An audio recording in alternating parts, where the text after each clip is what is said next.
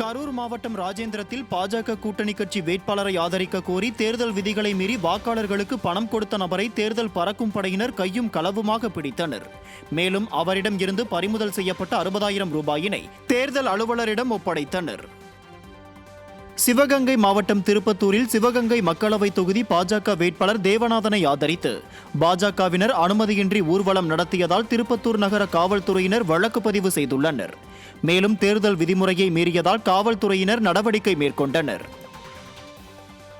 ராமேஸ்வரத்தில் தங்கும் விடுதிகளில் போலீசார் தீவிர சோதனையில் ஈடுபட்டு வருகின்றனர். நாடாளுமன்ற தேர்தல் ஆணையத்தின் விதிப்படி தேர்தல் பணிக்காக வந்துள்ள வெளியூர் நபர்கள் சொந்த ஊர் திரும்ப வேண்டும்.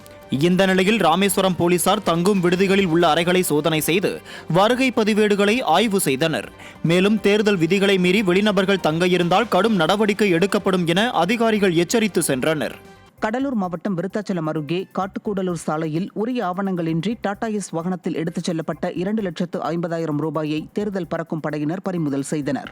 பெரியாங்குப்பம் பகுதியைச் சேர்ந்த சிவக்குமார் என்பவரிடம் பறிமுதல் செய்யப்பட்ட பணம் கருவூலத்தில் ஒப்படைக்கப்பட்டது.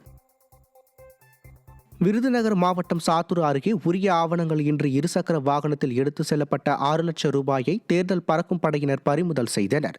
தனிப்புலி நாயகன்பட்டியை சேர்ந்த அலெக்ஸ் குமார் என்பவரிடம் பறிமுதல் செய்யப்பட்ட பணம் சாத்தூர் சார்நிலைய கருவூலத்தில் ஒப்படைக்கப்பட்டது.